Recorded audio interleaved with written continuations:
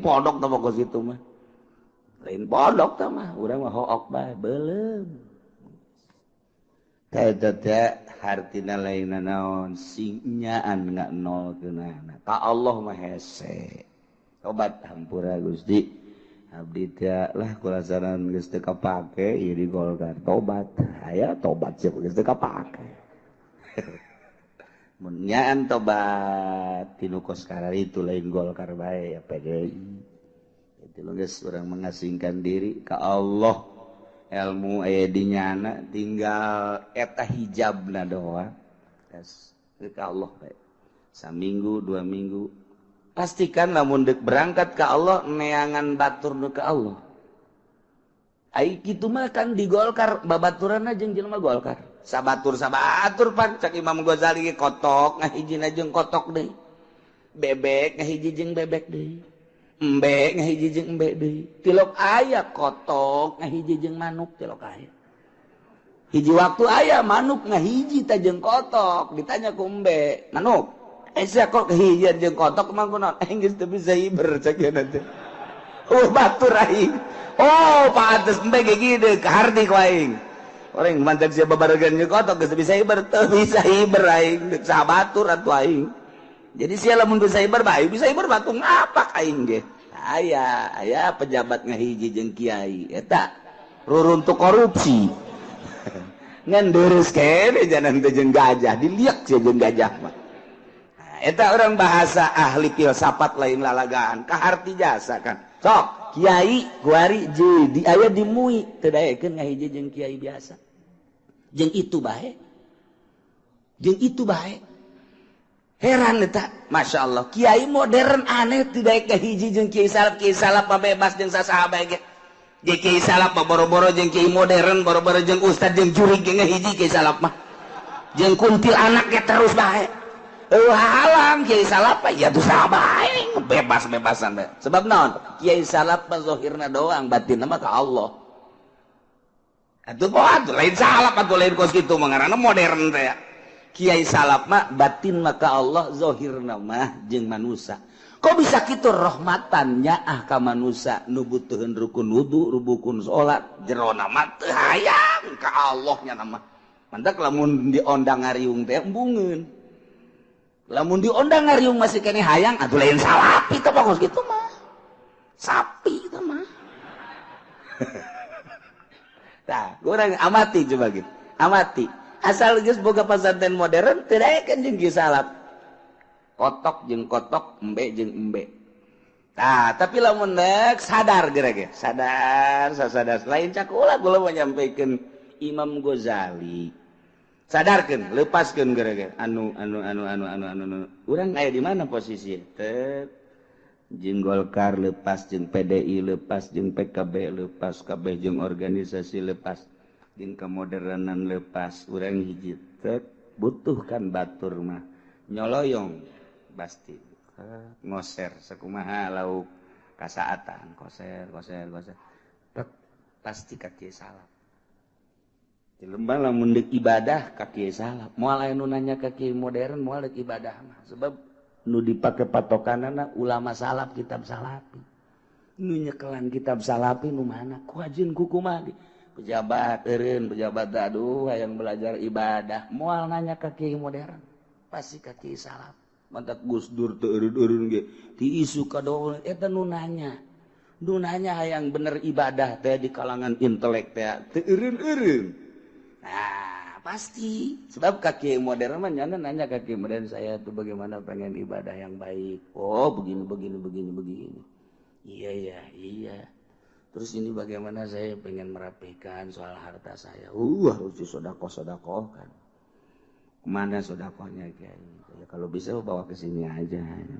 nggak usah jauh-jauh lah saya lagi ngebangun tuh udah nggak usah kemana-mana dah kalau soal sodakoh mah baliknya sial tak kiai berarti jurig dunia tuh pak kiai banyak tuturkeun aing kos kitu aing mah hayang nu tiis ka mana ya itu teh mah kiai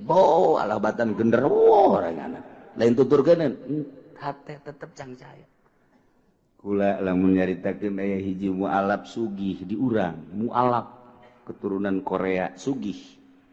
Sanggeus sakitu wauh lah jeung kiai modern di Jakarta dipenta mimiti 100 juta kemudian 500 lantaran boga pabrik sugih dibere kabelah dieuna ganti asup deui ka kiai modern kena tetep nyana dibenan menta deui untuk bangunan dan sebagainya jenuh katilu kaya kapanggih ari modern mah henteu ngan kiai tukang ceramah tetep dipenta jenuh ayalah anu ngabejaan kita kesono yuk ngobrol lah jeung kula henteu kukubangan sakadar jaritakeun bahwanya namu alap saya kenal dengan kiai anu kok bisa kenal gitu ya gini nyana ngomong jadi lama-lama pabrik saya bangkrut cenah kiai lama-lama pabrik saya bangkrut kenapa aduh terus-terusan ngerecek Pak Kiai katanya apa itu ngerecek kulagi karunya eta kamu alap sampaikan ke pindah imahna pindah nyokot deui nyana jadi telepona dan lain sebagainya ganti lantaran terus baik di teleponan baik per bulan Masya Allah horeng teh reman teh lain di lapangan banteng baik preman teh lain di pengkolan baik di pasar kiai ge jadi reman horeng Masya Allah karim akhirnya alhamdulillah terus ngobrol pindah imah segala nomor telepon cabut nyanana HP na embung jenuh atuh terus-terusan asuplah ka di haul bilu haul ceurik nyana subuh aya di dieu teh jelema jangkung kasep pohara terus kabelah dia nih milu ngaji ngan nyana ngajina lantaran orang Korea butuh penerjemah jadi nyana ngaji di mobil aya nu nerjemahkeunana nerjemahkeunna minta duit dipecat ku nyana urusan maksudnya jadi haju bae terjemahkeun ku sia ulah sok yang dibayar engke ku aing sia yang naon dibere boga kena pabrik ku ari masih pabrik mau lebih jahatkeun ku kula itulah salah seorang mualaf turunan Korea ngarasa jenuh lantaran dipenta teh barang asup ka dia tiis jana dipenta henteu meren teu atuh geus masalah ya nang geus sabaraha milu haul ka dieu terus kadang ngobrol aya waktu mah jeung kula tah kitu tiis kakara nyana minta petunjuk bejakeun ki alhamdulillah per detik ieu istrina mencan asup Islam encan asup Islam nyana mah geus bagus jasa ibadahna terus kumaha enggak bagaimana terus kawin lagi enggak cenah teh enggak dulu maksudnya ngarahan pamajikanna supaya asup Islam saimah rejeung tapi pamajikan teh Islam nyana Islam beda kamar terus nanti malam suka ngetrok-ngetrok enggak jadi nanti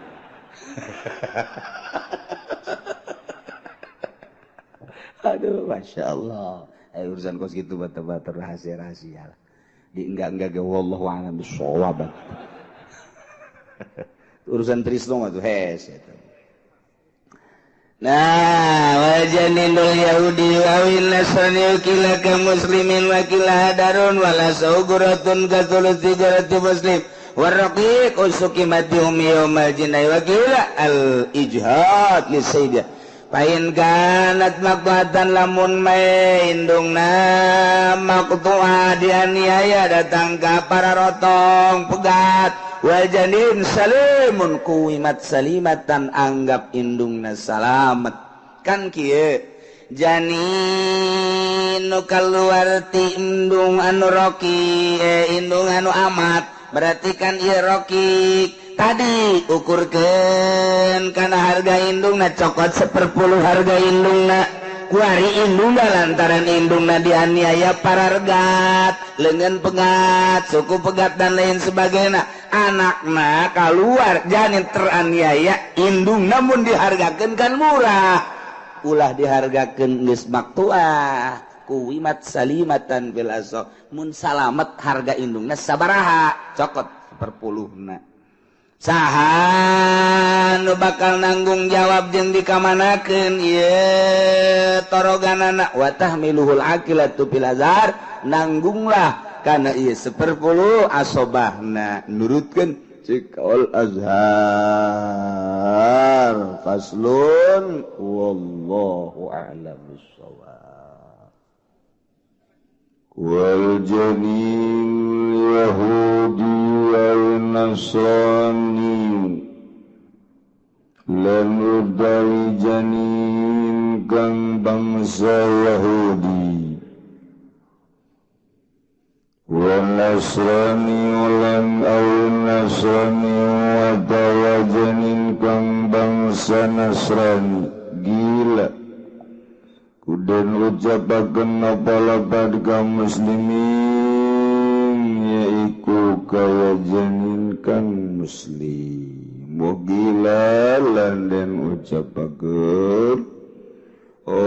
palawau hararun yaiku kasih-kasih wal asahulan utawi kala sagurratun iku gurrah abid sawiji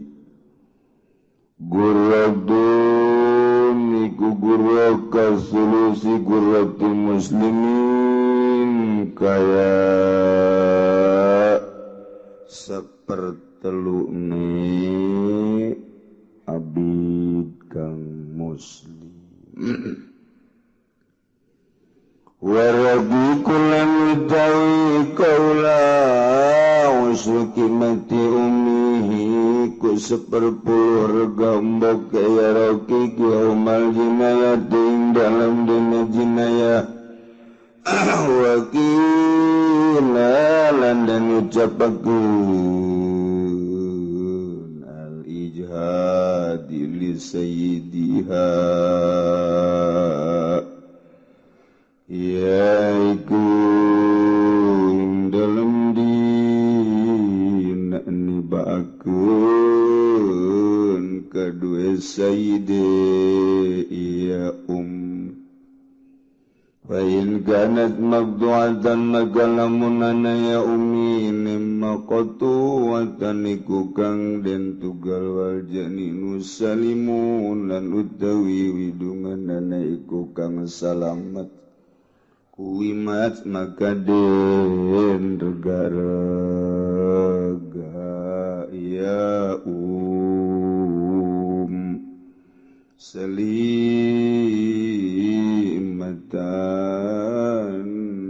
ingkang salamet bilaso ing dalam munggu kaolas wa tamilu laki-laki bilazari lananggu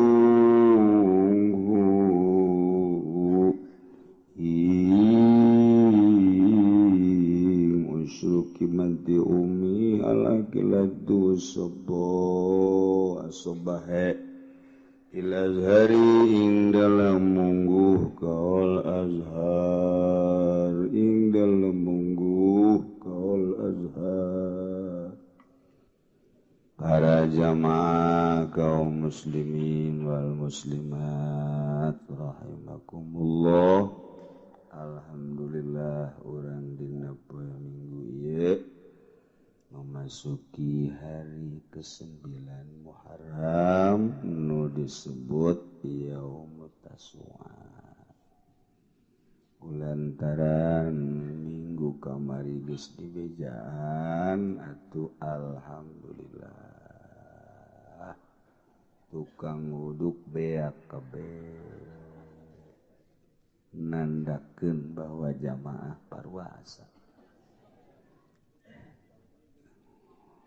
nu jelas nu geus karolot meureunnan alhamdulillah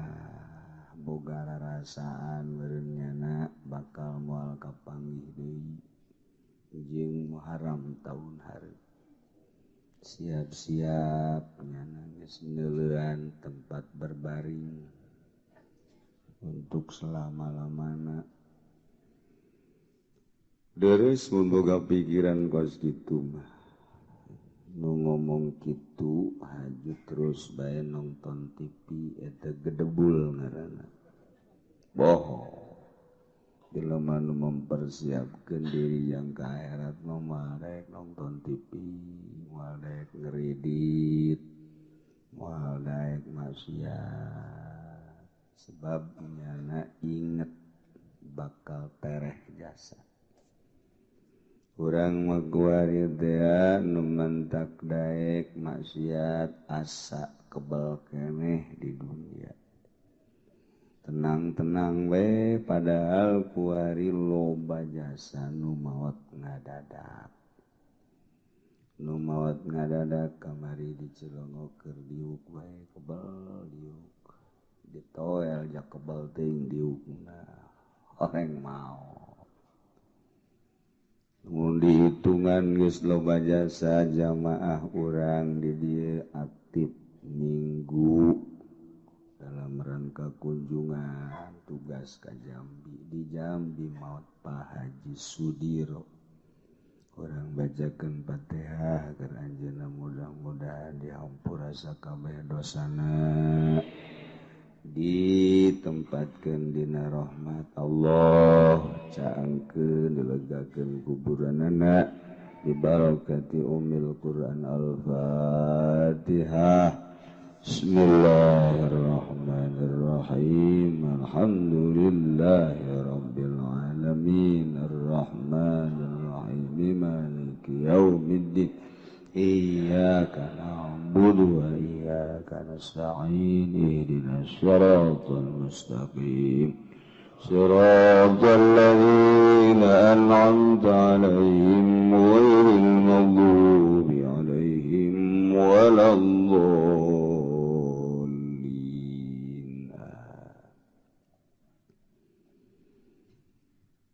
Urang ngalanjutkeun materi pangajian urang tentang mal jidayat patali jeung janin. Janin eta orok nu aya di jero beuteung ngaranna janin. Ye lamun dirusak dibunuh cara ngabunuhna dengan obat misalnya atawa indungna disingsieunan datang ka nyana stres kaluarlah orokna atawa ditenggelan indungna otomatis berontak anakna keluar pae na ieu nu nganiaya kena sanksi ceuk agama di dunia persidangan komo di negara Indonesia mah lantaran lain negara Islam teu aya hiji undang-undang mengarah karena persangsian janin tersebut maka can selesai berarti di dunia ke diselesaikan di akhirat seluruh perkara-perkara anu can selesai di dunia ke di akhirat diselesaikeunana di Rabbul Jalil. Masya Allah taksin hararade hutang piutang can selesai ke di akhirat diselesaikeunana nyabok ninju ngarengkas baheula keur ngora can anggeus datang ka kuar di akhirat ke diselesaikeun urang kungsi nampiling jelema ieu asa gagah asa menang ke di akhirat anu bakal diproses adil-adilna jeung sajujur-jujurna. Masya Allah urusan salat mah jeung Gusti Allah tama babari lantaran Gusti Allah mah pangeran urang kurang 2 3 4 malah salat teh menta bae ka Allah Gusti ja Gusti mah pangeran mana tanda barahan Gusti atuh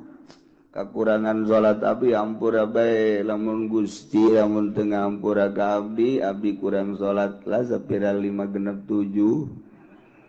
aju kurang abdi ku Gusti teu diampura atuh Gusti pelit berarti embungeun Allah disebut pelit malaikat ka sorgakeun daripada aing disebut pelit mah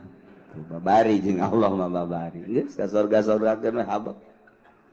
cek malaikat teh baniza Allah tuh jamal sempit ya sorga aing melga oi mantap kan ngeunaheun da jeung Allah tapi urusan jeung manusia mah teu bisa gitu Gusti ampura bae abdi baheula boga hutang ka kaki Zaid atuh aing mah ngampura Zaidna tuh coba ngampura teu panggil Zaid ampura bae hampura aing jadi teangan keur di dunia asa kapanggihna jasa telepon mailbox melulu malah lakona aing nek datang ka paeh aing bayar aduh pan gua aing mah amal goreng aing kasiakeun kabeh ya ulah kitu bae aing mah geus kitu bae pokona masyaallah atawa amal bagus nanti kecopot pan eta urang waduh rugi jasa rugi nu mantak loba jelema anu muflis teteter amal bagus tadi dunia na salat na rajin puasa na rajin maca Quran na rajin dihijikeun jadi amal soleh horeng boga kazoliman jeung batur jeung kizae di sidang di akhirat dicopot kabeh amal bagus bahkan gorengna diteubleuhkeun ka nyana deuk kumaha deui ya neraka tahir mentak sih haden mentak urang ngaji ge abeh urang nyaho mantak adu henteu ngaji embung nyaho kunaon emang lah geus nyaho mah kabet cek geuna segala haram itu haram ya haram mumpung teu nyaho aing mah pokona mah kuari eta beloon deui teh jelema ieu padahal syariat urang supaya nyaho muamalah urang muasyarah urang jeung Allah jeung makhluk hablum minallah hablum minannas tu dimaksud supaya di dunia hasanah di akhirat hasanah patali jeung janin kamari lamun aya jelema ngan aya hiji awewe nu keur hamil kemudian keluar orokna pae wajib kudu mayar guru eta kamari geus dicaritakeun abidun aw amatun mumayyizun salimun min aibi nabiin nu salamat tina cacat mun aya abid bayar ku abid abidna cara di Indonesia bayar ku harga abidna anu mumayyiz tersalimun salamat min aibin mabin maka diperkirakan abid model kos kitu hargana sekitar 100 juta udah dampak gagah naon bae bisa nama kita nyupir bisa kita macul bisa kita ngenekan komo ngenekan mah bahkan awakna apa ganjalnya nemu siap baik hebat tuh Pak Habib kita gitu nungguan warung cincin pan aja lu mati nungguan warung hees teu betah urang geuleuh kos kitu teh ai cincungnya nama aya nu balanja sibet bahasa sibet itu bahasa Korea itu sibetnya nama cincung sibet nu balanja atuh nya nama ngagantung-gantungkeun kurupuk malah anu leuwih mah di dahar kunya sibet eta ngaranna nu kos kitu teh geus bakal di sisi digigit dibersihan disapuan tangeunaheun jasa neuleuh pelayan model kos kitu kos tukang bas teh lamun kadeulna sibet urang ge ngeunaheun neuleuhna masyaallah resep ieu mah tukang bas kedeung-kedeung ki kotrek ragajina nang meulikeun urang dikiki deuk iraha majuna menang datang ke jam 2 nyin gagang rimbas ya jasa tukang bas Masya Allah ngeluk baik urut-urutanana disebut tatalna baheula mah tukang bas teh disapukeun dikumpulkeun dibeleng isukan datang kadinya teh geus rapih tukang bas baheula mah kos kitu nu kasaktian ku urang ngeunaheun urang nu boga imahna kuari datang 9:30 kas ngojek heula ngopi nyana sajam 10:30 digawe aju azan bae dahar nyana aju tas dahar ngarokok 3 amboh kira digawe isi budak terus ngarokok gawe di azan asar Masya Allah jadi nyana nu digawe nu boga iman nu loksun nu boga iman diteruskeun salah aya hitung-hitungan anang ke di akhirat tenang bae sih nyana nyoceng-nyoceng waktu nu ku urang geus dibayar waktu da sapoe dengan perhitungan mulai jam 8 eureun jam 5 ajuk ujana dipake api lain atung ge aya hitung-hitungan bawa urang ka sorga ku sebab eta ieu tuh bingung ka aja nyana hidayat mah ayo bae terus anunya urang kurang peti bagus ibadah urang tah aya tukang bas padahal gitu dicokot ku urang ayo sia kan ngeunaheun tah aduh tapi loksun mah loksun bae tetep sada jadi cokot ge Masya Allah iya di akhir zaman mah korupsi teh geus pejabat korupsi kabeh eueuh nun teu korupsi bahasa kos kitu aya hiji dua batu kadeuleu kabeh nu digawe di pabrik nu digawe tukang bas baheula mah sasapu da zadeukes eureunan bae sok aju dibeleum neleput dan boga imah peuting kadinya teh betah